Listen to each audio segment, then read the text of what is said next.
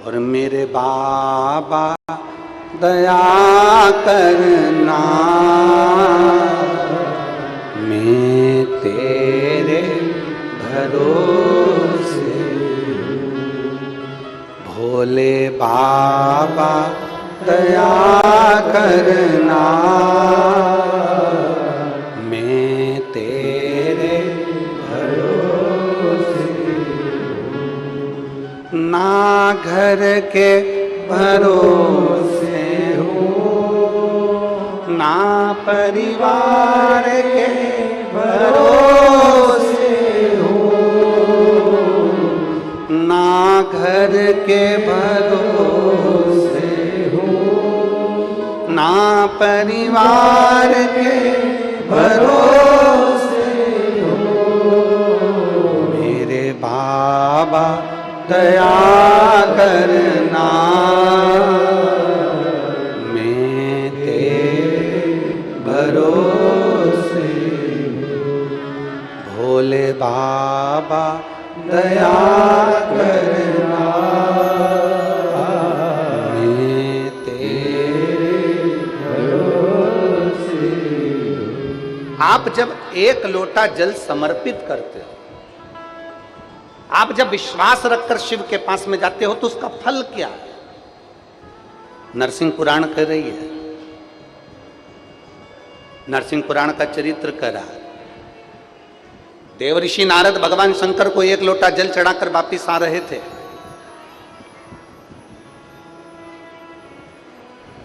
और चंद्रवंशी राजा जयध्वज बैठे हुए थे। देवऋषि नारद जब जल चढ़ाकर आ रहे थे, उन्होंने बाहर निकलकर दोनों हाथ ऊपर उठाकर बोला, हर हर। अभी हमने कथा में कहा कि लोगों ने लेटर लिखकर भेजा था कि हम जब हाथ उठाकर हर हर महादेव कहते हैं तो लोग हंसते हैं। आग लगे बस्ती में,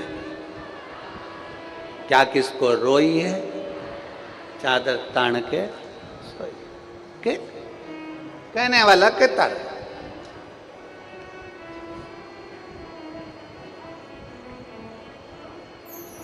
कोई कितना ही के, उससे कोई फर्क नहीं।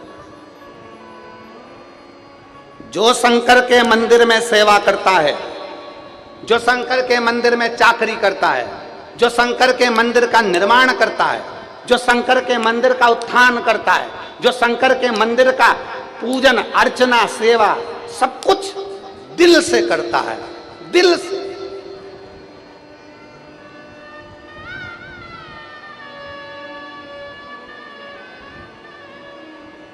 जो शंकर के मंदिर की अर्चना आराधना, आ जाओ,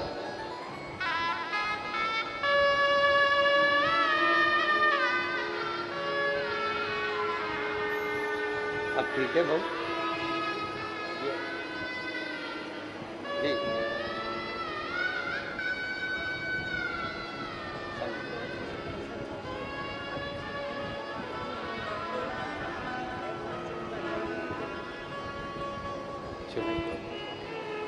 एक उसको दे देना, एक आप ठीक है, सब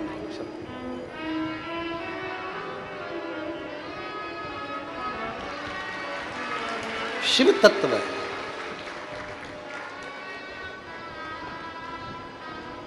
जो शिव के मंदिर का उत्थान करता है, शंकर के मंदिर का निर्माण करता है, शिव मंदिर की सफाई करता है, जो शंकर के मंदिर की चाकरी करता है, जो शंकर के मंदिर को आनंदित करता है, वो दुनिया में कभी नीचे नहीं आ सकता। वो सिंहासन पर चढ़ता चले जाता है और आगे बढ़ता चले जाता है, उसको कोई नहीं उतार सकता।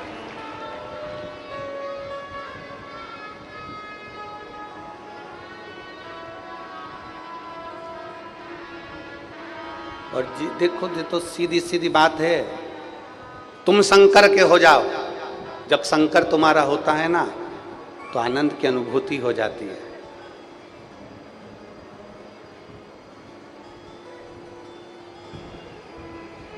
जिसने काशी के लिए सोचा, जिसने उज्जैन महाकाल के लिए विचार करा, जिसने ओमकारेश्वर के लिए विचार करा, जिसने केदारेश्वर के लिए विचार करा, जिसने शंकर के मंदिरों को सफाई करवाई, उसका निर्माण करवाया, उसका उत्थान करवाया, वो आज तीसरी बार कुर्सी पर बैठ गया।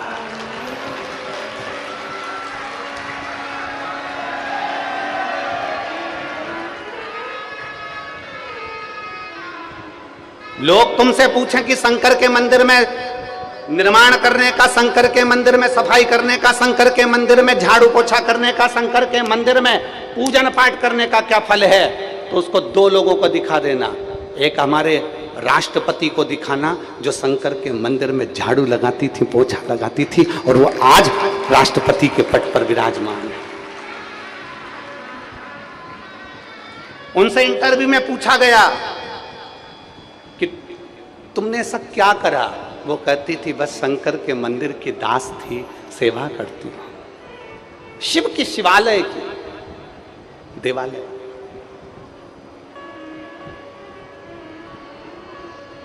जय ध्वज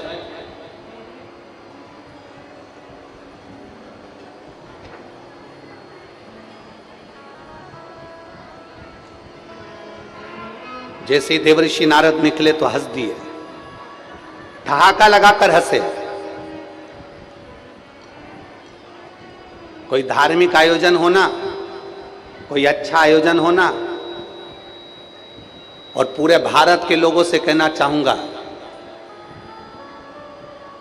सीखना हो तो एक बार ओमकारेश्वर की इस पवित्र भूमि पर आकर देखना।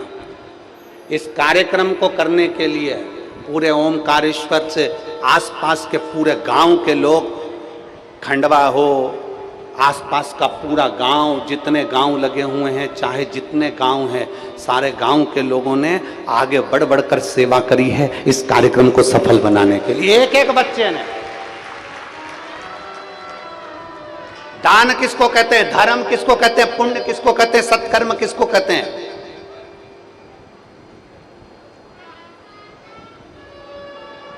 कभी मौका मिले तो एक बार ओमकारेश्वर साइड में आकर देखना कि यहां के लोगों का दान पुण्य धर्म क्या है,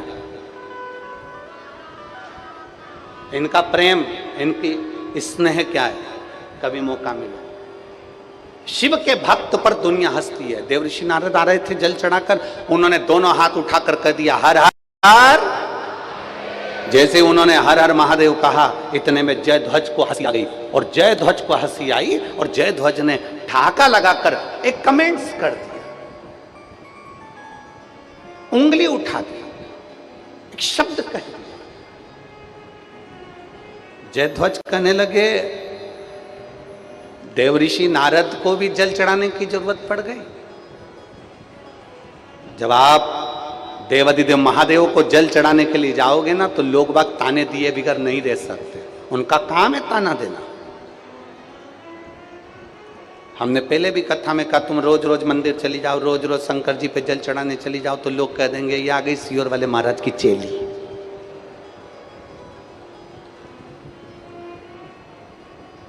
ये आ गई सावित्री बाई, ये आ गई अनसुईया। लोग कहे बिगर नहीं रहेंगे, पर कहने दो उसको, उसको कहने दो। हमने पहले अभी कथा हुई थी जब समर्पण शिव महापुराण में कहा था कि आपकी प्रशंसा आपकी डिग्री से मिलती है। बहुत अच्छी पढ़ाई करी, डिग्री अच्छी है आपकी, आपको प्रशंसा मिलेगी। शिव महापुराण की कथा में कहा था, समर्पण कथा में, कि आपकी प्रशंसा आपकी डिग्री से मिलती है। आपकी प्रशंसा आपकी डिग्री से प्राप्त होती है, आपके कर्म से प्राप्त होती है, पर आपकी निंदा डिग्री से नहीं मिलती। आपकी निंदा आपकी उन्नति से मिलती है। आप जितने उन्नति पर बढ़ेंगे आपकी निंदा चालू होगी। आप जितने आगे बढ़ेंगे उतनी उतनी आपकी निंदा चालू हो जाएगी। उतना लोग आपको शब्द कहना प्रारंभ कर देंगे, उतना लोग आपको ताना देना प्रारंभ कर देंगे, उतना लोग आपको कोसना प्रारंभ कर देंगे। और जब दुनिया के लोग आपको ताना दें, दुनिया के लोग आपको अपशब्द कहें, दुनिया के लोग आपको गाली दें, तो समझ लेना कि आपने एक सीढ़ी उन्नति की चढ़ ली है, इसलिए आज दुनिया के लोग आपको ताना देने के लिए आतुर हो गए। देव ऋषि नारद को अपशब्द कहा, और जयध्वज ने जैसे ही ठाका लगाकर हंसे, जैसे ही हंसते हैं जयध्वज और कहे दुनिया कहने वाली कुछ भी कहती। एक पत्र है, देखिए,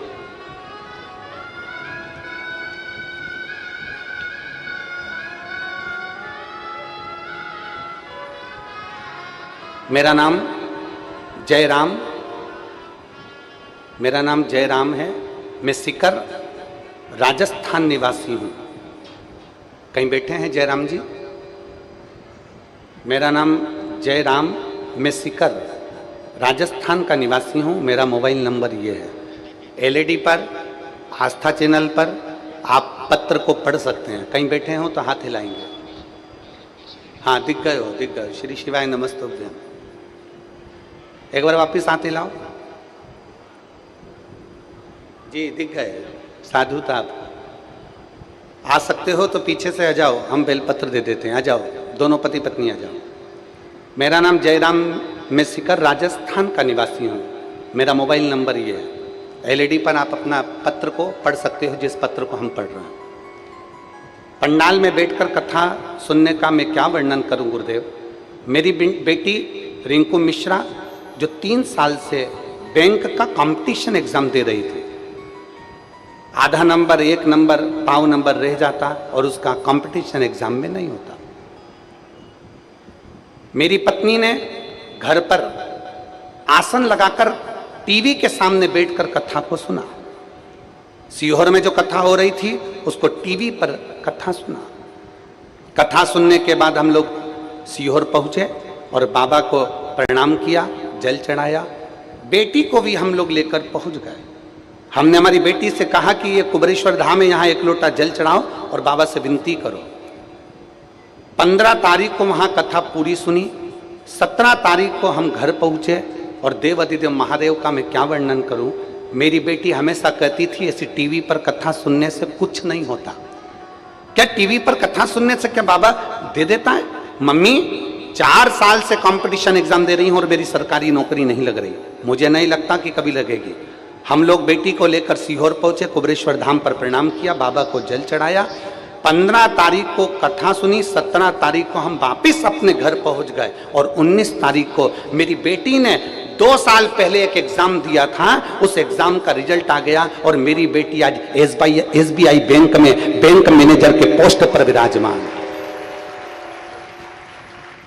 मेरी बेटी SBI बैंक में बैंक मैनेजर की पोस्ट पर विराजमान है। मैं बाबा को यहाँ पर प्रणाम करने और नमन करने के लिए, उनका धन्यवाद देने के लिए हम लोग ओमकार नाथ की पवित्र भूमि पर आए। और तेरी कृपा बिना ना हिले एक भी अणु, ले श्वास तेरी कृपा से जनो। उस पत्र में वो माँ लिख रही है, उस पत्र में एक भाई लिख रहा है, दुनिया के लोग ताना दे, दुनिया के लोग हंसें, दुनिया के लोग अपशब्द कहें, आपने अगर देवाधिदेव महादेव को 1 लोटा जल चढ़ाया है, दुनिया कितनी भी हंस ले, हंसने दो, कितनी भी हंसे, हंसने दो। तुमने अगर विश्वास रखकर 1 लोटा जल चढ़ाया है तो ये मान कर चलना, मेरा भोलेनाथ तुम्हारे कदम से कदम मिलाकर तुम्हारे साथ चल रहा, कदम से कदम मिला।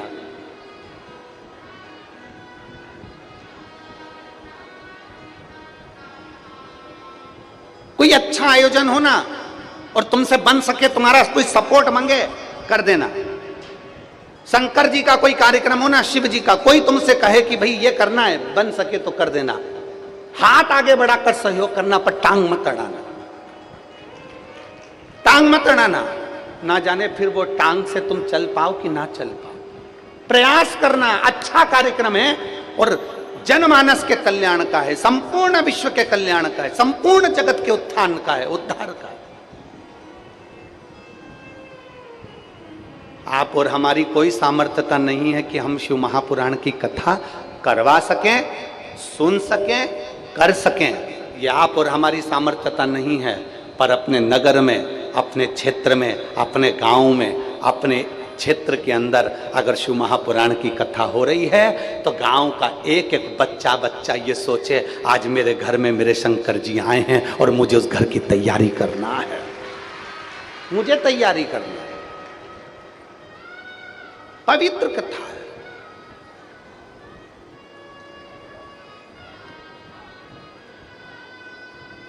हंस दिए राजा जयध्वज, हंसे, जल चढ़ाने वाले पर हंस रहा है, जल चढ़ाने वाले पर हंसते हैं लोग। क्या है शिव पुराण में? पैदल चले आ रहे हैं, बैग पर बैग रखा हुआ है, 3-3 किलोमीटर तक पैदल चल रहा है, लोग हंसते हैं। क्या है?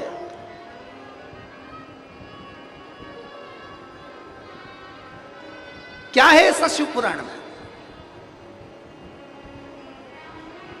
ना किसी के यहां पर जाकर निमंत्रण दिया जाता है, ना किसी के यहां पीले चावल दिए जाते हैं, ना किसी के यहां जाकर कहा जाता है कि आप आना। फिर भी कहते हैं ना, शक्कर अगर नीचे गिरी है, गुड़ अगर नीचे गिरा है तो चींटी मिठास देख कर आती है और शंकर के भक्त शिव की पुराण देख कर आते हैं।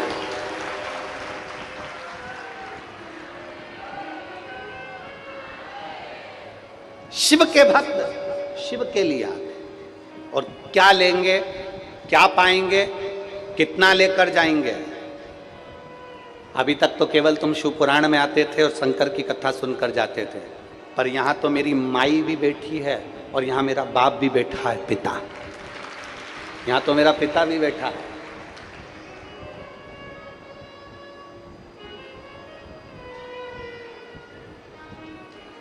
क्या लेकर जाओगे हमको नहीं मालूम है। एक पत्र है, देखिए।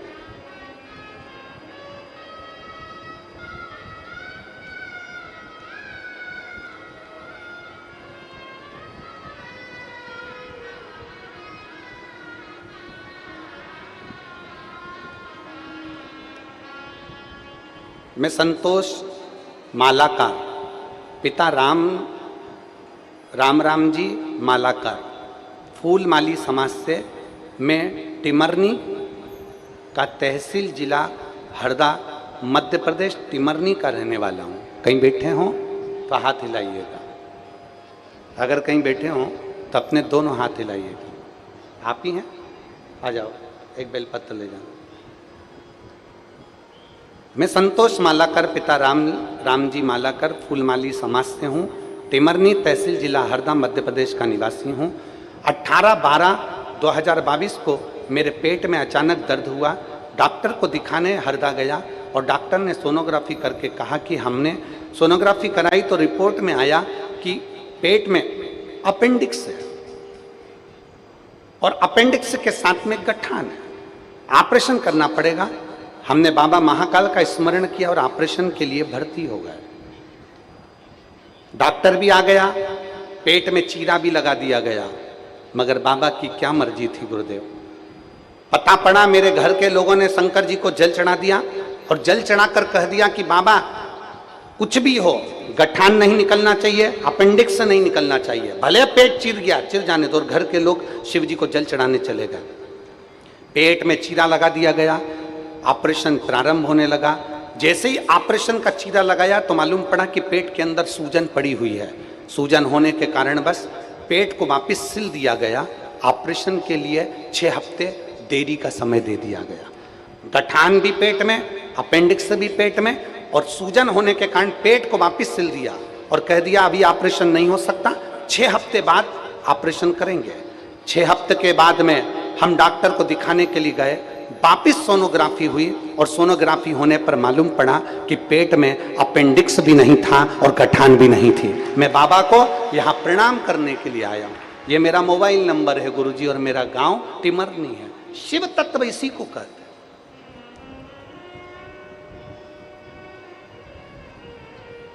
इसी को शंकर की शरण कहते हैं कि हमारा विश्वास कितना है शंकर। हमारा भरोसा कितना है शिव। और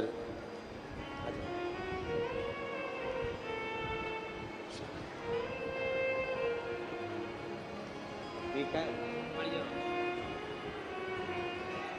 आराम है पूरा, कोई दिक्कत नहीं, ऑपरेशन तो नहीं हुआ। एक बार जोरदार ताली बजाएं, साधु हर हर।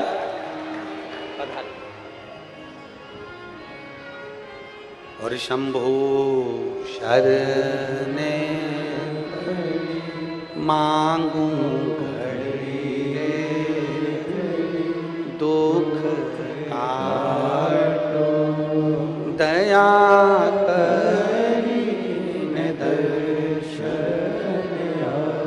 प्रयास करो अपने शरीर के द्वारा, अपने तन के द्वारा, अपने जीवन के द्वारा कुछ अच्छा हो सके, जनमानस का कुछ अच्छा कार्य हो सके, कोई अच्छा धर्म का कार्य हो सके। हम अकेले नहीं कर सकते, पर गांव के लोग अगर मिला है मौका, अपने रहते, बाबा ने अगर कृपा करी है तो उसकी करुणा से जो मिला है उसको साधुता दीजिए, साधुता।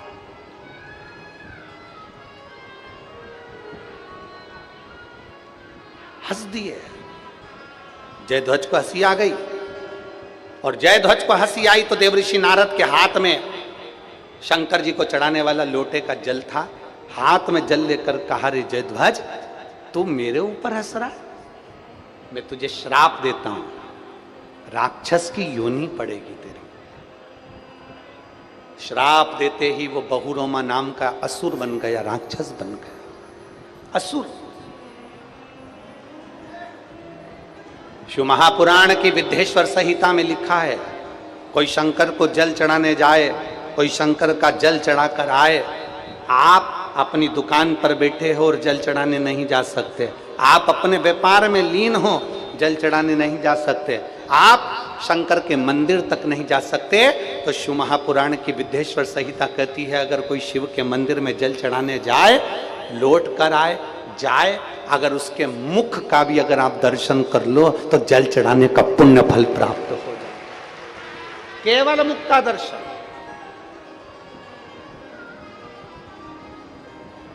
केवल मुख का दर्शन।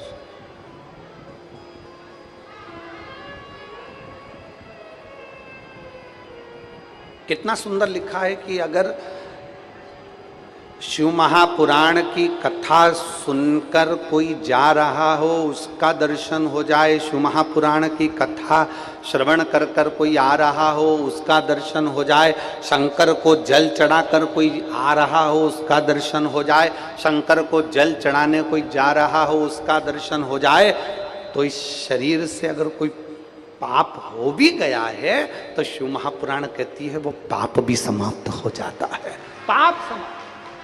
आगे, आगे।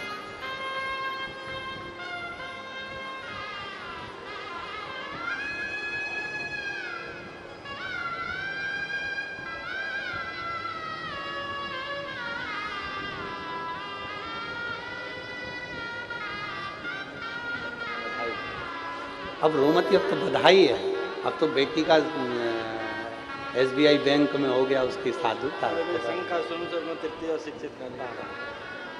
अब तो रोना नहीं चाहिए, अब तो खुश होना चाहिए, भोलेनाथ जी ने दे दिया एक बेटी को।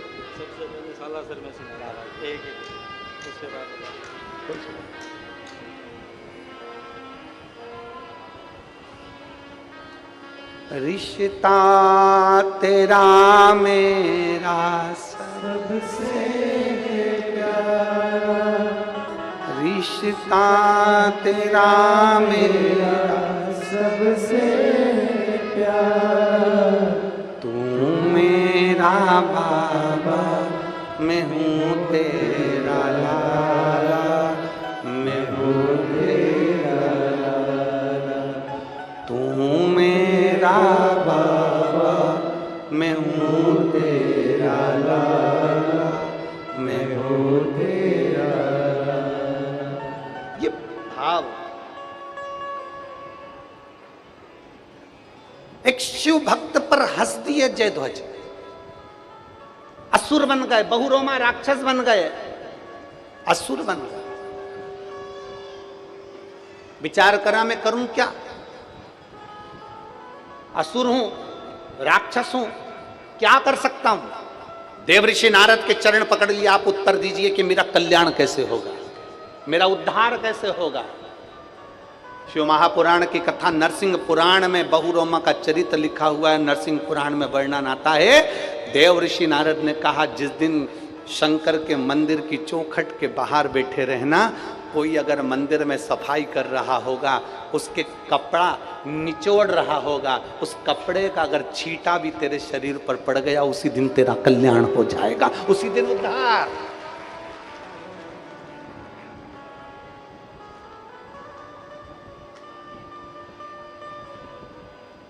अब जरा विचार करिएगा कि मंदिर में सफाई करने का, मंदिर को साफ करने का, मंदिर में झाड़ू लगाने का, मंदिर को सफाई करने के बाद कपड़ा मात्र निचोड़ा, उसका पानी का छींटा भी उस असुर पर पड़ गया तो उसका कल्याण हो जाएगा। ये देवऋषि नारद कह रहे हैं।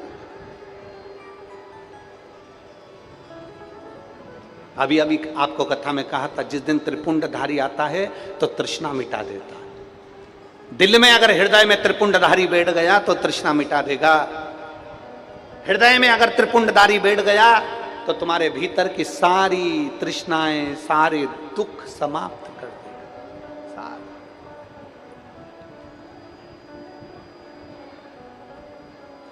और महाराज, इत ओमकारेश्वर, इत है ममलेश्वर, इत ओमकारेश्वर, उत है और बीच नारबदा बहे धीरे धीरे, बीच नारबदा बहे धीरे धीरे।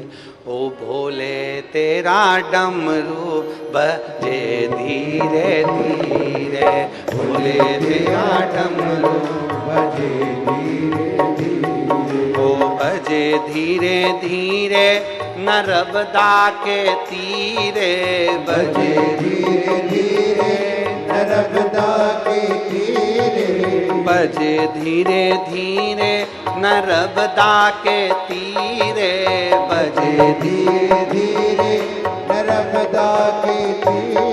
ओ भोले तेरा डमरू बजे धीरे धीरे, भोले तेरा डमरू बजे धीरे धीरे, ओ भोले तेरा डमरू बजे धीरे धीरे, भोले तेरा डमरू बजे धीरे धीरे।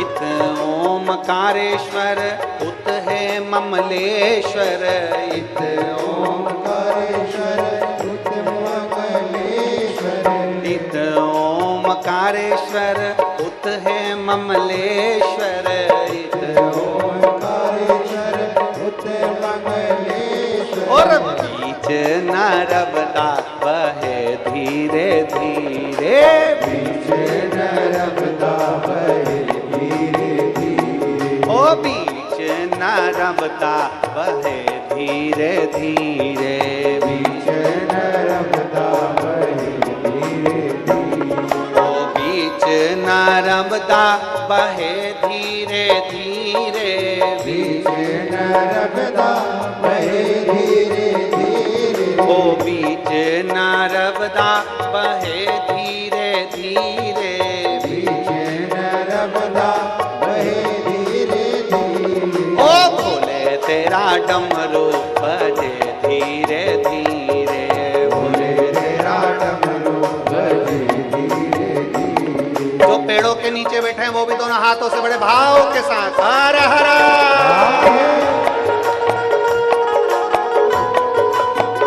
हरि बोल।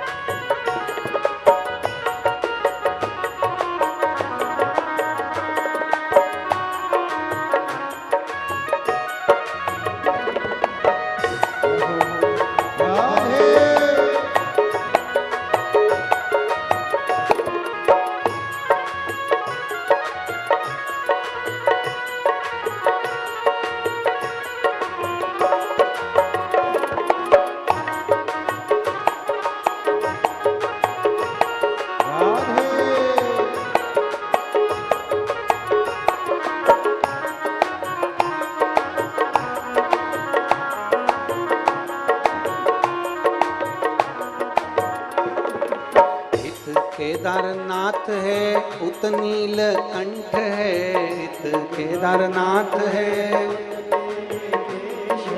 इत केदारनाथ है, उत नीलकंठ है, इत केदारनाथ है, उत नीलकंठ है। और बीच में गंगा बहे धीरे धीरे, बीच में गंगा बहे धीरे धीरे, ओ बीच में गंगा बहे धीरे धीरे, बीच में गंगा बहे धीरे धीरे, ओ बहे धीरे धीरे नर्मदा के तीरे, बहे धीरे धीरे नर्मदा के तीरे, ओ बहे धीरे धीरे नर्मदा के तीरे, बहे धीरे धीरे नर्मदा के तीरे, ओ भोले तेरा डमरू बजे धीरे धीरे, भोले तेरा डमरू बजे धीरे धीरे, भोले तेरा डमरू बजे धीरे धीरे, भोले तेरा डमरू बजे धीरे धीरे।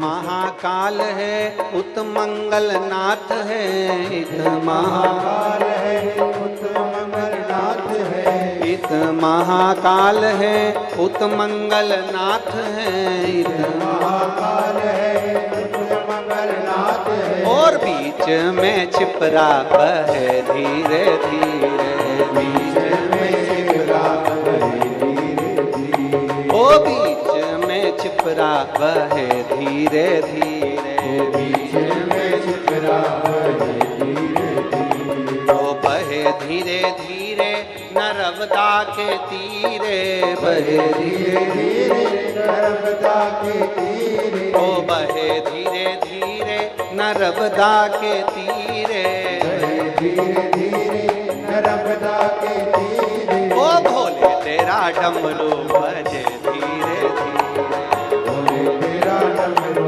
बजे धीरे धीरे, भोले तेरा डमरू बजे धीरे धीरे, भोले तेरा डमरू बजे धीरे धीरे। शंभो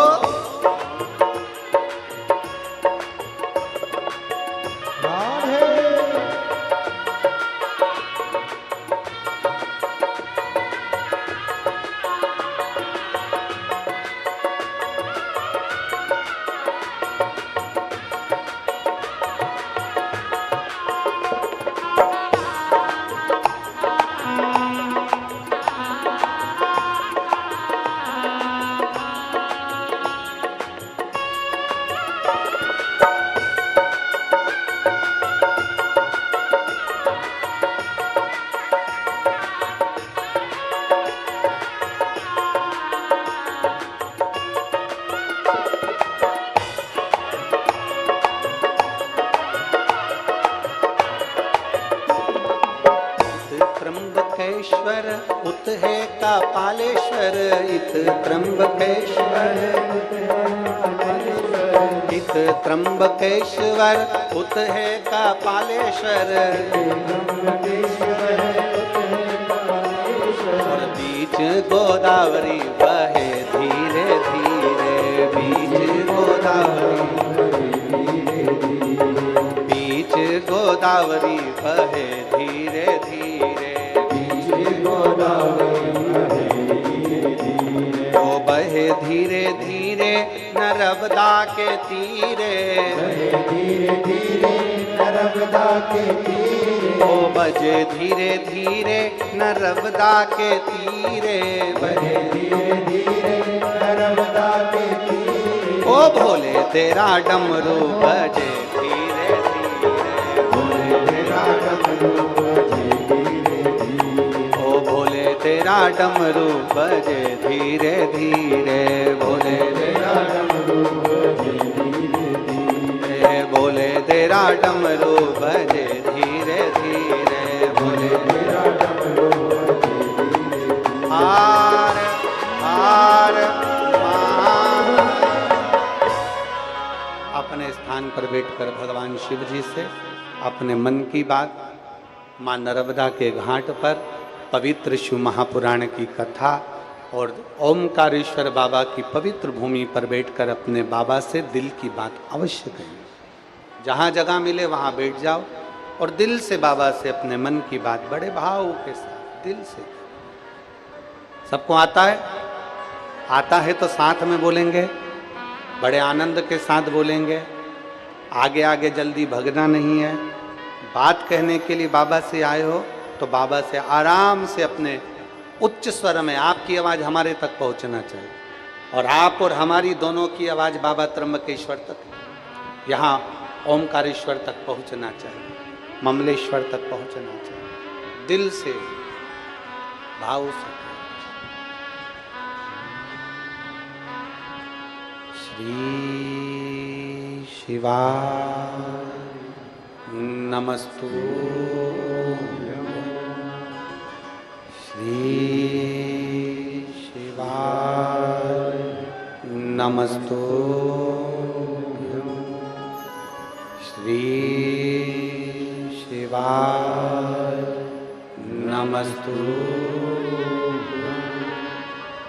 श्री शिवाय नमस्तु,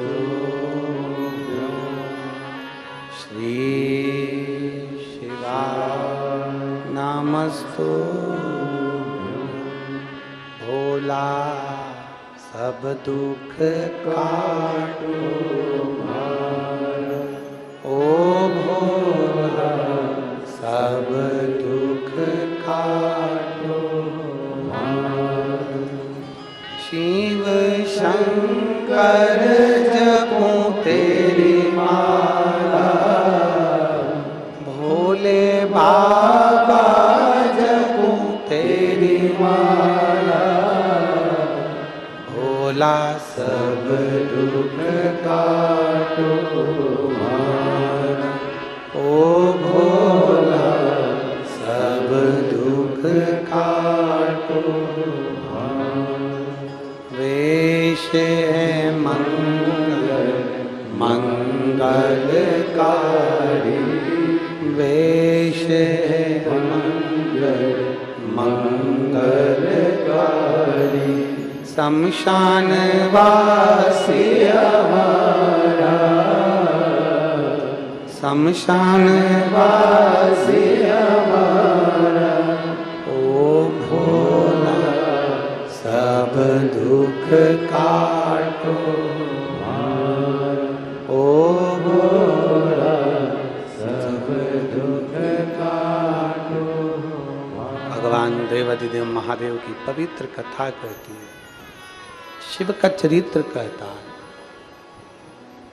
उसको चढ़ाया गया एक लोटा जल कभी खाली नहीं जाता। कोई लेट बनता है, कोई जल्दी बनता है।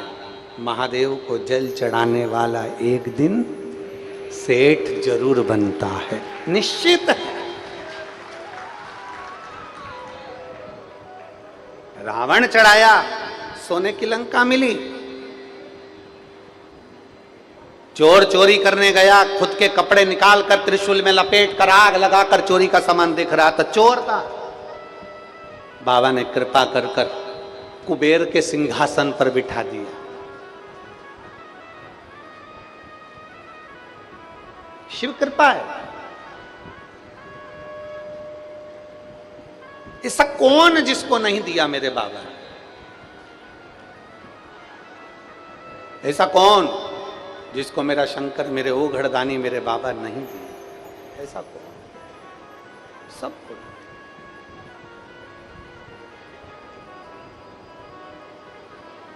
शिव महापुराण की कथा कहती है, बहुरोमा दैत्य।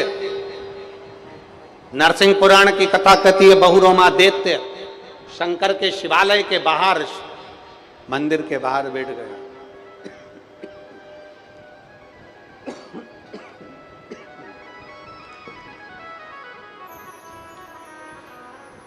मंदिर के बाहर बैठा है,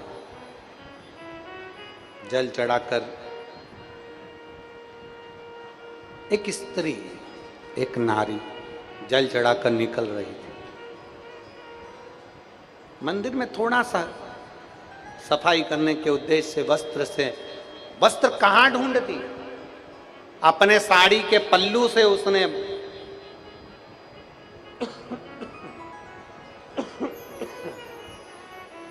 अपने साड़ी के पल्लू से उसने आंगन को साफ किया और साड़ी के पल्लू से आंगन को साफ कर कर बाहर निकलती निकलती उसको थोड़ा सा निचोड़, पानी की बूंद जो झड़ी, उसका छींटा बहुरोमा दैत्य को पड़ गया।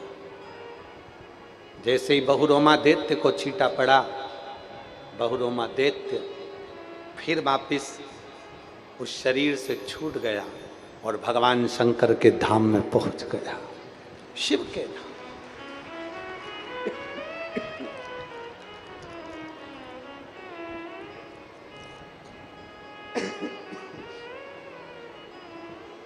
भगवान शिव जी के धाम में पहुंच गए बहुरोमा।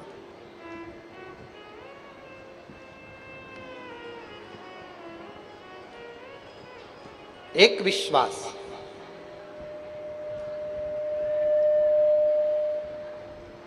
एक भरोसा, एक दृढ़ता शिव के करीब में लेकर जाती। एक कथा आती है देवराज नाम के ब्राह्मण की, बहुत सावधानी से सुनिए। इस दिल को, मन को भगवान में लगाकर सुनिए। बहुत दूर दूर से पैदल चल कर आए हो, बहुत 150 रुपये खर्च कर कर भी आए हो, डीजल में, पेट्रोल में, गाड़ी में। यहाँ से खाली नहीं लौटना है अपने को। जितनी बड़ी झोली है ना, उसको पूरा भर कर लौटना है बाबा के पास से। शिव महापुराण की कथा में आए हो ना, तो दिल से बाबा से प्रार्थना कर कर। देवराज नाम का ब्राह्मण है, ब्राह्मण कुल में जन्म भी मिल गया, ब्राह्मण के घर में आ भी गया, पर सत्कर्म से वंचित है। अच्छी कुर्सी मिल जाए ना, अच्छा पद मिल जाए ना, अच्छी प्रतिष्ठा मिल जाए, आपकी सत्ता, आपका वैभव, आपकी कुर्सी, आपका पद, आपकी प्रतिष्ठा अगर आपको अच्छी मिली हुई है, घर के आप बड़े हो, आप अध्यक्ष हो, आप उपाध्यक्ष हो, आप सचिव हो, आप जो भी हो, अगर अच्छे पद पर बैठे हो, घर के आप बड़े हो, बयो हो, वृद्ध हो, घर के अगर लोग आपका कहना मानते हैं, तो शिव महापुराण की कथा कहती है पीछे मत हटना। अपने एक एक घर के व्यक्ति को शंकर के मंदिर तक भेजने की जवाबदारी अपनी बनती है। शिव महापुराण की कथा कहती है, भगवान शंकर की कथा कहती है, अपने घर के बच्चों को प्रॉपर्टी दोगे अपने घर के बच्चों को जायदाद दोगे, अपने घर के बच्चों को सोना चांदी जेवरात दोगे। शिव महापुराण की कथा कहती है अपने घर के बच्चों को ये सब देना मना नहीं है, पर घर के बच्चों को थोड़ा थोड़ा संस्कार भी देते रहना। शंकर के मंदिर तक, देवालय तक, शिवालय तक, मां नर्मदा की गोद तक भेजते रहना, जिससे बच्चों में संस्कार बना रहेगा। तो तुम्हारा दी हुई प्रॉपर्टी, तुम्हारा दिया हुआ वैभव, तुम्हारा दिया हुआ धन, तुम्हारा दी हुई संपदा वो संभाल सके।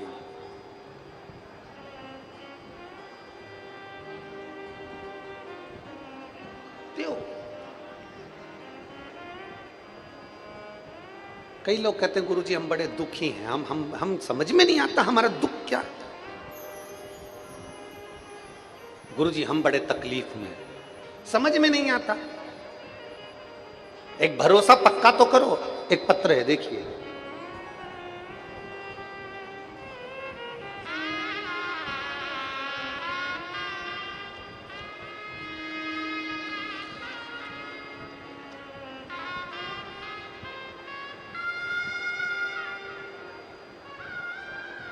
मैं जयंती नरगावे निवासी ग्राम नरावला तहसील राजपुर जिला बड़वानी मध्य प्रदेश की रहने वाली हूँ। कहीं बैठी हो तो हाथ हिलाइएगा, अगर कहीं बैठी हो तो हाथ हिलाइएगा। मैं जयंती नरगावे निवासी ग्राम नरावला तहसील राजपुर जिला बड़वानी मध्य प्रदेश की निवासी हूँ। कहीं बैठी हैं आप ही हैं। श्री शिवाय नमस्तुभ्यं। एक बार वापिस हाथ हिला दो। आ जाओ, एक बेलपत्र ले जाना, आ जाओ। मैं महादेव की कथा का क्या गुणगान करूं गुरुदेव, मेरे पास शब्द नहीं है। मेरी सरकारी नौकरी नहीं थी, लगातार कई सालों से मैंने सरकारी नौकरी के लिए अप्लाई करा, पर मेरी सरकारी नौकरी नहीं लगी। मैं खुद मजदूरी करती थी, पढ़ाई करती थी। अब गुरुजी मजदूरी भी करूं और पढ़ाई भी करूं तो कथा सुनने का समय नहीं मिल पाता था। पर ईमानदारी से बोलूं, एक जगह मजदूरी करने गई और वहां मोबाइल पर आपकी कथा चल रही थी। उस कथा के शब्द मेरे कानों में पड़ गए और मेरा मन कर गया कि मैं एक बार सीहोर जाऊं और कुबेरेश्वर धाम पर जाकर बाबा को प्रणाम कर कर आऊं। मैं नरवाला की रहने वाली, तहसील मेरा राजपुर, जिला बड़वानी। 2 हफ्ते के अंदर मैं कुबेरेश्वर धाम गई, बाबा को प्रणाम करा। बाबा से कहा बाबा मैं नौकरी करना चाहती हूँ सरकारी, अभी तो मैं मजदूरी करती हूँ, दूसरे के यहाँ काम करती हूँ बाबा, पर तू अगर चाहेगा तो मेरी सरकारी नौकरी जरूर लगेगी। गुरुदेव आप कहते हो कि खूब मेहनत करो। मैंने एक एग्जाम दिया और उसके लिए इतनी मेहनत करी, इतनी मेहनत करी कि पूछो ना। गुरुजी आप कहते हो पूरी मेहनत करो, और मेहनत कर कर शंकर जी के ऊपर एक शहद लगी बेलपत्र चढ़ाकर शिव जी के पास में चढ़ाकर चले जाओ। मैंने वही किया और पशुपतिनाथ का व्रत किया। मेरे बाबा को मैं धन्यवाद देती हूँ। आज मैं सरकारी स्कूल में टीचर के पद पर बाबा की कृपा से विराजमान हूँ। मैं बाबा को धन्यवाद देती हूँ। आज मैं सरकारी शिक्षक के पद पर मेरी नियुक्ति हुई है। मैं शिव जी को प्रणाम करता हूँ। शिव तत्व इसी को कहते।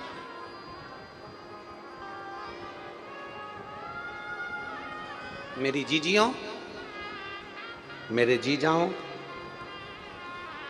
आप लोग आए जरूर हो, पर यह सोचना हमेशा आप ओमकारेश्वर आते थे तो आपकी मर्जी से आते थे, पर आज यदि ओमकारेश्वर की इस पवित्र भूमि पर बैठकर आप शिव महापुराण की कथा सुन रहे हो तो आज आप अपनी मर्जी से नहीं आए हो। आज ओमकारेश्वर बाबा ने अपने घर के कार्यक्रम में तुमको बुलाया।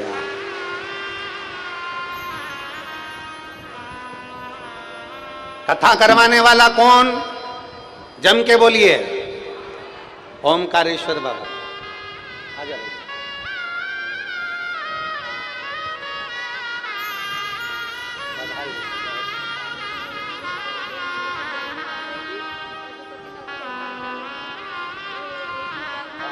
हुआ है? ठीक है।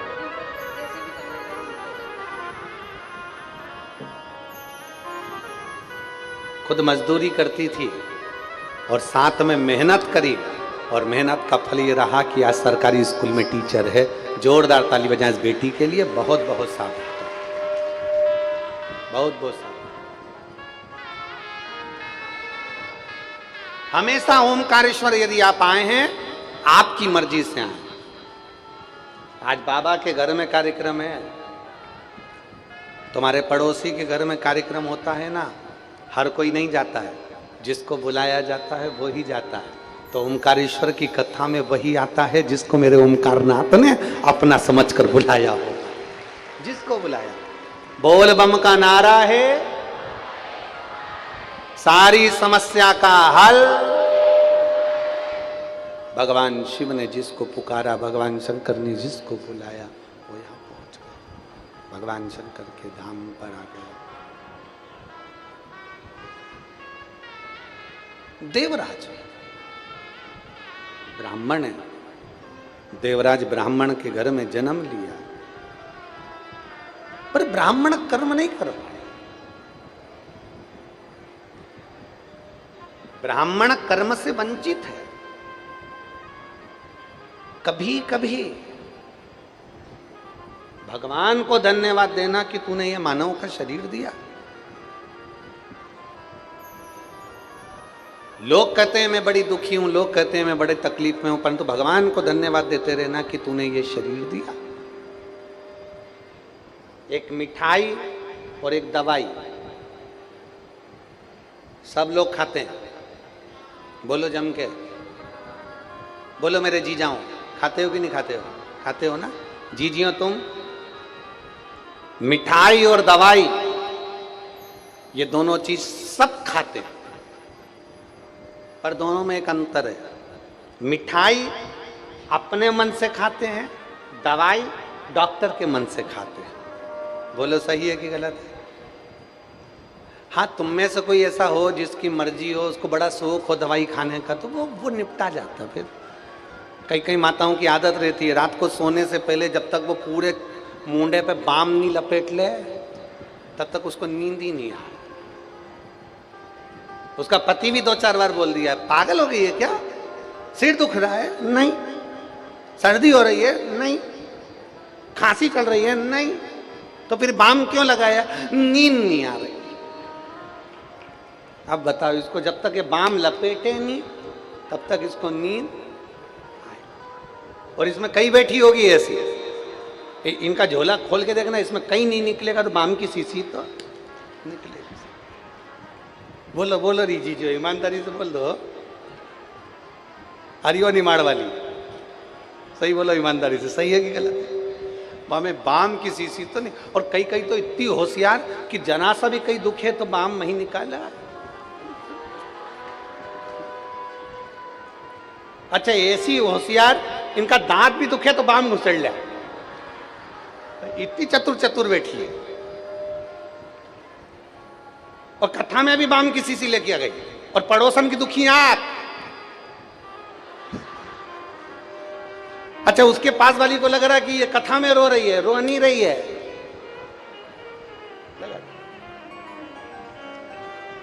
महाराज शिव कथा कर रही है। एक मिठाई एक दवाई, दोनों सब खाते हैं। मिठाई अपने मन से खाते हैं और दवाई डॉक्टर के मन से खाते हैं। शिव पुराण कहती है सुख हम अपने मन से भोगते हैं, पर दुख देने वाला वो होता है। कितना देना है, कैसे देना है, किस तरीके से देना है, ये वो जानता है। बस इतना ध्यान लगाकर बैठो कि मिठाई अपने मन से खा सकते हैं, पर दवाई डॉक्टर के मन से। उसी तरह सुख आता है हमारे कर्म के अनुसार, दुख भी आता है हमारे कर्म के अनुसार। दोनों को भोगना है, चाहे तुम हंसकर भोग लो, चाहे तुम रोकर। पर निवेदन अरे मत बुरे कर्म कर बंदे वरना पछताएगा, भगवान की आंखों से तू बच नहीं पाएगा, तू बच नहीं पाएगा। अरे ओ अज्ञानी मत करना, तेरे कर्म का फल भी तू ही पाएगा, जैसा किया तूने तेरे आगे आएगा। मत बुरे कर्म कर बंदे वरना पछताएगा, भगवान की आंखों से तू बच नहीं पाएगा, तू बच नहीं पाएगा। अपने कर्म का भोग हमको भोगना है। अच्छा करोगे तो भी मिलेगा और बुरा करोगे तो।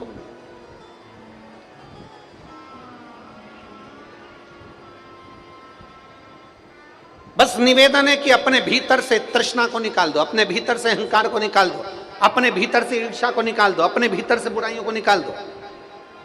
कई लोग ऐसे मिलते हैं, अरे गुरुजी किसी ने कुछ कर दिया होगा।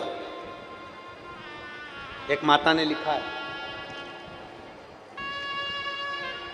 मैं रोशनी पति गजेंद्र केवट, मैं खरगोन कुंदा नगर की रहने वाली हूँ, मेरा मोबाइल नंबर ये है, कहीं बैठी हो तो हाथ हिलाइएगा।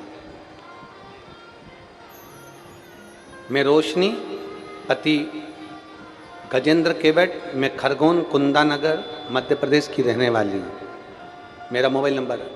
आई हैं, हाथ हिलाओ।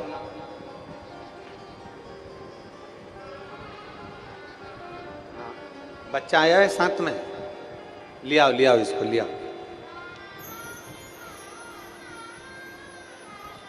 गुरुजी, शादी के बाद लोग इंतजार करते हैं 2-5 साल तक कि बच्चा हो जाएगा, 2 साल 3 साल 4 साल 5 साल 6 साल में हो जाएगा। हमारे कई वर्ष निकल गए, 8 वर्ष तक हमने इंतजार, 9 वर्ष तक इंतजार करा। कोई ने कह दिया कि तुम्हारी गोदी बंदी है, कोई ने कह दिया तुम्हारे यहाँ बच्चा नहीं हो सकता, डॉक्टरों ने कह दिया कि तुम्हारे यहाँ संतान का सुख नहीं है, जगह जगह जाकर गोदी भरवाई, सब कुछ करा, कोई बंधन कर देता था। पर गुरुजी 12 वर्ष निकल गए ये सब करते करते, पर संतान का सुख नहीं हुआ। आपकी कथा में आपने कहा कि दुनिया में कोई ऐसा नहीं, किसी की सामर्थ्यता नहीं कि कोई बंधन कर दे, किसी की सामर्थ्यता नहीं कि कोई किसी की बुरा कर दे। आप कहते हो ना कि कोई किसी का बुरा नहीं कर सकता, और ये पक्का है गुरुजी।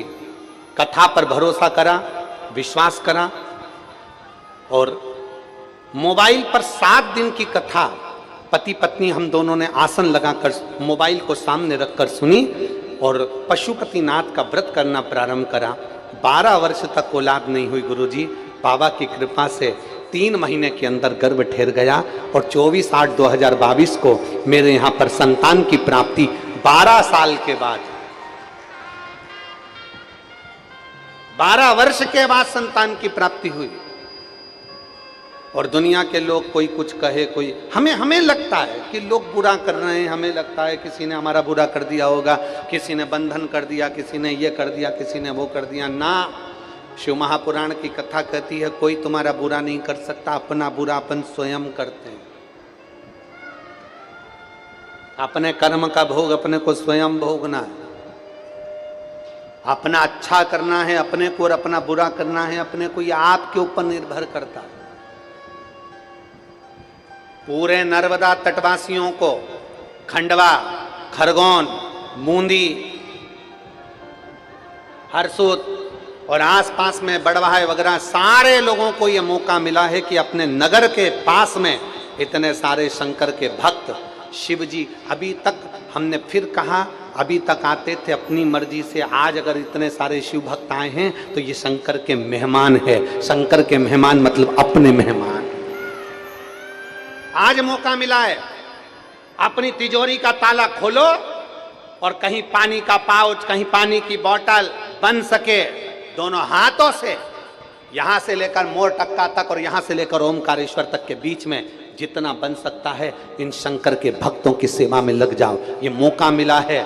और एक छोटी सी डायरी लो, उस डायरी के एक पन्ने पर लिख कर रखो, 9 तारीख को ओमकारेश्वर में कथा चालू हुई, हमने 9 तारीख को 15 रुपए का पानी पिलाया। वो 15 रुपए का पानी 3 महीने बाद हजारों लाखों में ना चले जाए तो हमको जरूर बताना कि उसका फल मिला कि नहीं। जितना बन सकता है सेवा करो, जितना। और मेरी जीजियों से भी निवेदन है, आप फ्री हो जाओ ना तो वो खंडेलवाल भजन में, खंडेलवाल जो भवन है वहाँ पहले तो भोजन यहीं बन रहा था, हमारे दोनों विधायक होन लगे हुए थे, यहीं पर सारी व्यवस्था करवाई थी। श्री नारायण जी पटेल जी ने और श्री सचिन बिरला जी ने पूरी व्यवस्था यहाँ करवा दी थी। पर पानी आ गया, जमीन गीली हो गई, तो भोजन की व्यवस्था यहाँ 800 मीटर की दूरी पर इसी ओमकारेश्वर रोड पर खंडेलवाल भजन भवन है, उसमें पूरी खंडेलवाल समाज को बहुत बहुत साधुवाद देते हैं जिन्होंने वो खंडेलवाल भवन दिया, उसमें भोजन बनना प्रारंभ हुआ। तुम्हें समय मिल जाए सेवा करने पहुंचो। क्या सेवा है वहां पर? हमको बताओ, पूड़ी बेलना है हम बेलेंगे, सब्जी काटना है हम काटेंगे। यहाँ आए काय के लिए? सेवा के लिए आए। कथा सुनो, सेवा करो, सहयोग करो। 7 दिन मां नर्मदा के तट पर सेवा करना है हमको, जितनी बन सके। और उस सेवा का फल क्या होगा ये मेरा महादेव ही जान सकता, ये उसके ऊपर निर्भर है। और खाली ना जाता दर से तुम्हारे, खाली ना जाता कोई। सब बोलिए, दर से तुम्हारे मैं भी खड़ी हूँ, बाहें अपने हृदय से लगा लो, लगा लो, गिरा जा रहा हो, उठा लो, भोले अपने दर से अब तो न टालो, गिरी जा रही हो,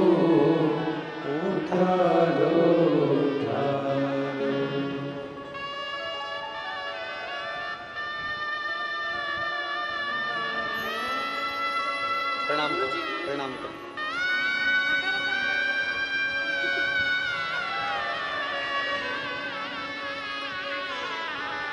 12 वर्ष के बाद 2022 में इस बच्चे का जन्म हुआ। एक बार जोरदार ताली बजाएं। शिव कृपा।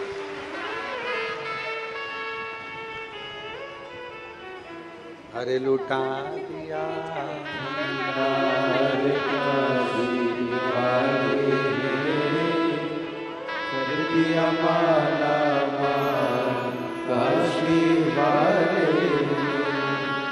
ये शिव भक्ति से प्राप्त, उसकी उदारता से प्राप्त।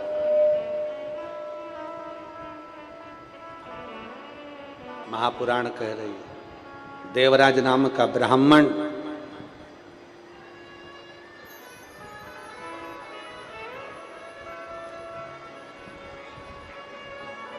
देवराज नाम का ब्राह्मण अपने कर्म से वंचित है, अपने कर्म से वंचित।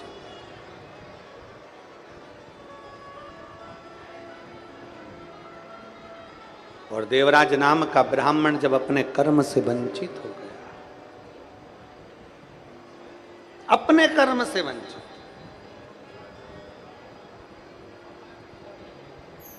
शिव महापुराण की कथा कहते हैं, देवादिदेव महादेव का चरित्र कहता है।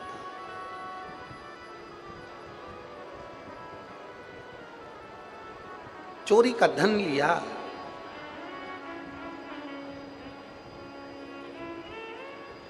और चोरी का धन लेकर देवराज, उसको सुध नहीं पड़ी,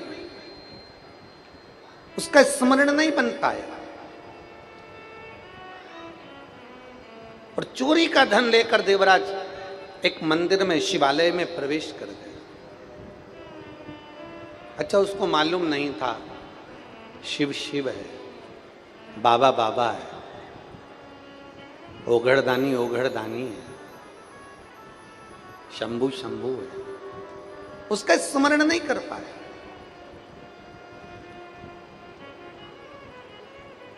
और जिस दिन आप मेरे शंकर को, जिस दिन मेरे देवाधिदेव महादेव को, जिस दिन मेरे बाबा को, मेरे शिव को, मेरे ओघड़दानी को, मेरे बाबा को जिस दिन पहचान जाओगे, उस दिन सारी भीतर का जो दुख है, भीतर की जो तकलीफें हैं, वो अपने आप नष्ट हो जाए अपने।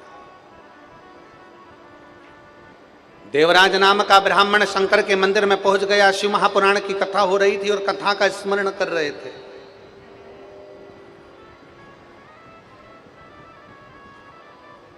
और कथा चलते चलते थोड़ी देर में ब्राह्मण ने, संत ने आवाज लगा दी, हर हर। जैसे ही बोला हर हर महादेव, बोलते से इसका सिर में दर्द हो रहा था। इसने सोचा बताओ यहाँ कहाँ पहुंच गया मैं। थोड़ी थोड़ी देर में संत चिल्ला रहा है, ब्राह्मण चिल्ला रहा है, गुरुजन चिल्ला रहे हैं, हर हर महादेव बोल रहे हैं। कहाँ पहुंच गया। शिव महापुराण की कथा कहती है, एक छोटे से बिंदु से सिंधु तक की यात्रा है और सिंधु से वापस बिंदु तक की यात्रा है।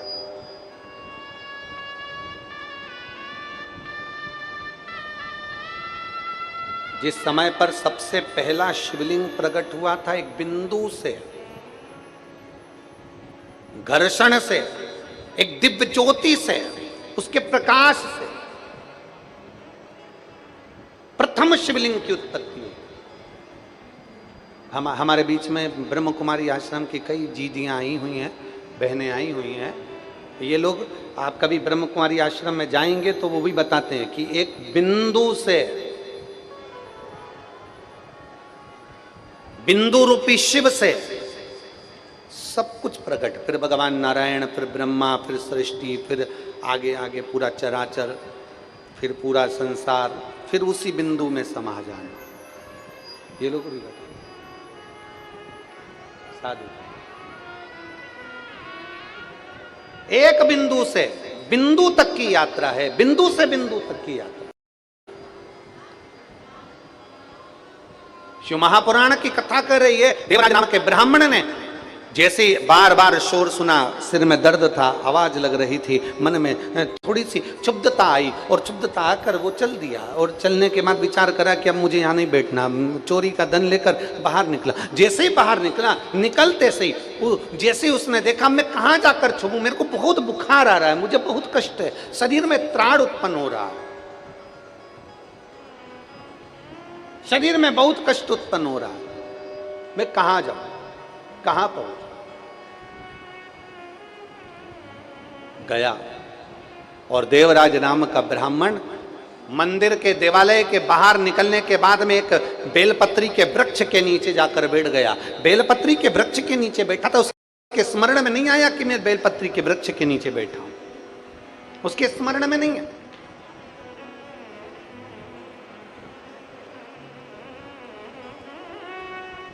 आप लोगों में से कितने शिव भक्त ऐसे हैं जिन्होंने अपनी जिंदगी में बेलपत्री के वृक्ष को लगाया हो? उठाओ जरा हाथ। लगाया है सबने? उसको बड़ा करा है? बड़ा हो गया वो? बोलो बोलो, जम के बोलो जरा। हाँ, रखो हाथ नीचे। अब की बार बारिश में, बरसात के दिनों में प्रयास करना, कम से कम 51 बेलपत्री के वृक्ष, तुम्हारी मर्जी पड़े जहां लगाओ, पर उसका ध्यान भी तुम्हें रखना है और उसको बड़ा भी तुम्हें करना है और वृक्षारोपण भी तुम्हें करना। प्रयास करो।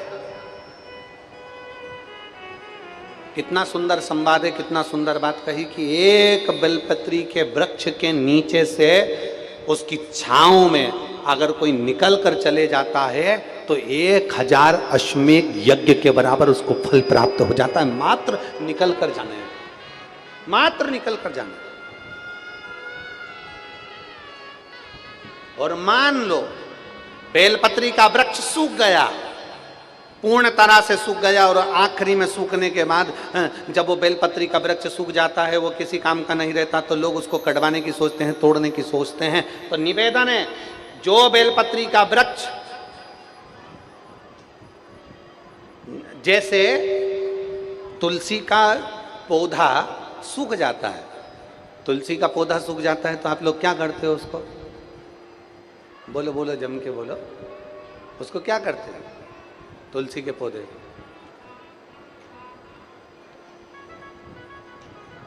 तुलसी के पौधे की लकड़ी को हम वृंदावन लेकर जाते हैं, गोवर्धन नाथ जी की परिक्रमा में लेकर जाते हैं, राधा कृष्ण कुंड पर लेकर जाते हैं, और वहाँ पर कई भगवान के भक्त बैठे रहते हैं, वो तुम्हें माला बना कर दे देते हैं। मान लो अगर माला नहीं बनाना है तो फिर क्या करोगे?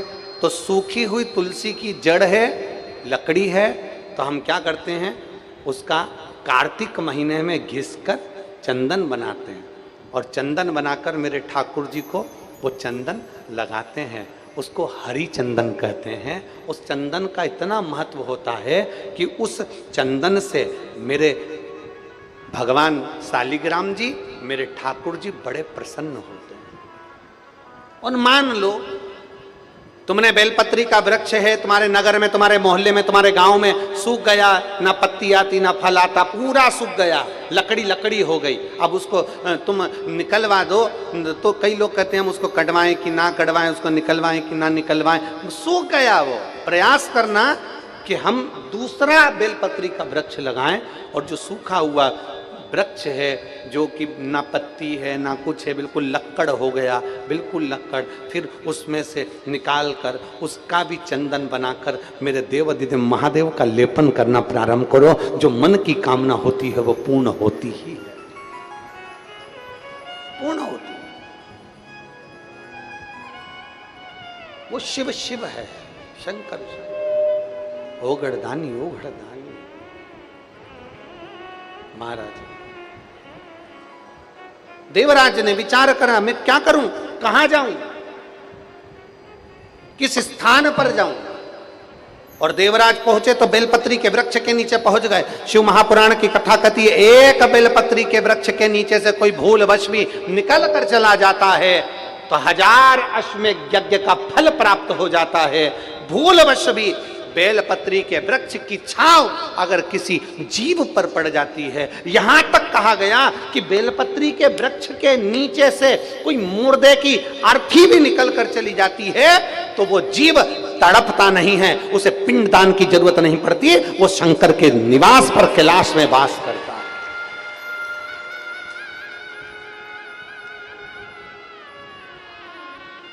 और एक अच्छी बात सीख जाओ, ओमकारेश्वर बाबा का दर्शन करने जाओ, महाकालेश्वर बाबा का दर्शन करने जाओ, भीमा शंकर का दर्शन करने जाओ, केदारनाथ जी का दर्शन करने जाओ, काशी विश्वनाथ जी का दर्शन करने जाओ, मल्लिकार्जुन बाबा का दर्शन करने जाओ। आप सबसे निवेदन है, अगर बन सके दर्शन करने से पहले आप लाइन में लगते हो। बोलो, लगते हो कि नहीं लगते हो? लाइन में लगते हो तो लोगों की डलिया में बेलपत्र रहती है, हवा से, ठोकर से, कोनी से वो डलिया में से बहुत सारी बेलपत्र जमीन पर गिर जाती है और लोग उसे लांग लांग कर चले जाते हैं, पाँव में दबा दबा कर चले जाते हैं। आपसे निवेदन है, आज हमें ओमकारेश्वर की कथा से सीख कर जाना है कि हम दर्शन की लाइन में लगे हैं, हम महाकाल की दर्शन की लाइन में लगे हैं, हम त्र्यंबकेश्वर बाबा के दर्शन की लाइन में लगे हैं, हम ओमकारेश्वर बाबा के दर्शन की लाइन में लगे हैं। हम जिस लाइन में लगे हैं, बेलपत्री किसी ने भी फेंकी हो, उठाने की जवाबदारी हमारी है। हम उसे उठाएंगे, पल्लू में रखेंगे और रखने के बाद उसको कहीं ले जाकर विसर्जन कर देंगे। ये जवाबदारी हमारी है, इसको हमें करना।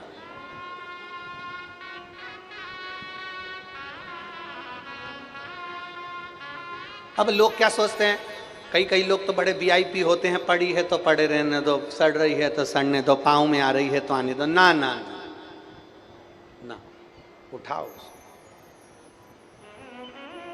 आप प्रयास करना, एक पांव में पड़ी हुई बेलपत्र को उठाने का प्रयास तुम करना। तुमने जैसे बेलपत्र उठाई है, वैसा मेरा महादेव तुम्हें दुख की घड़ी में तुम्हारा साथ देने के लिए, उठाने के लिए तत्पर खड़ा मिलेगा। प्रयास करो। लेते हो नियम? अरे बोलो जम के जरा, पक्का? कौन कौन करने को तैयार है? अलग से नहीं जाना है, दर्शन की लाइन में तुम भी लगे हो ना, नीचे पड़ी दिख गई ना तो उठा अपना पल्लू। माताएं जैसे प्रसाद लेती है ना, तुमने देखा है प्रसाद लेते समय माताएं ना जाने कौन से डिजाइन की झोली बनाती है, पता नहीं पड़ता, पर ऐसे भैया भैया भैया, वो तो गुलाब जामुन ज्यादा ले लेती है, जब चाशनी टपकती तब मालूम पड़ती भैया, तब मालूम पड़ता है। तो वो माताओं से सीख के अपने पास में अगर झोली नहीं भी है ना, तो अपने कुर्ते की जेब, शर्ट की जेब, पैंट, जीन्स, जो तुम पहने हो, मेरे बेटा बेटी जो तुम, और बेटियां अगर रुपट्टा भी पहनी ना, तो उस रुपट्टे में, उस रुपट्टे में पड़ी हुई, रास्ते में चल रहे हो, पड़ी हुई मिल गई, उठा के रख लिया, उठा के रख लिया। तुम एक दो लोग भी अगर करोगे ना, एक दो भक्त भी शंकर के करेंगे ना, तुमको देखकर जितने लोग लाइन में लगे होंगे ना, वो भी उठाना चालू कर देंगे, निश्चित है। वो भी सेवा करो, आप करो तो। गायत्री परिवार वाले कहते हैं हम सुधरेंगे। बोलो बोलो जम के बोलो जरा, हम सुधरेंगे युग सुधरेगा, हम बदलेंगे युग बदलेगा। पहले बदलना किसको है? अपने आप। बाप बेटे से कह रहा है नशा नहीं करना, बाप बेटे से कह रहा है झूठ नहीं बोलना, बाप बेटे से कह रहा है गलत काम नहीं करना, और पिताजी मोबाइल पे बोल रहे हैं। किसी ने पूछ लिया कहाँ हो सेठ जी?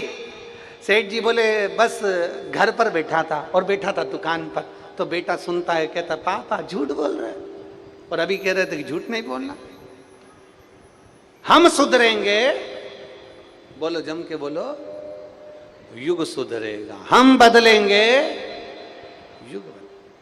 धर्म की अधर्म का, प्राणियों में विश्व का कब होगा?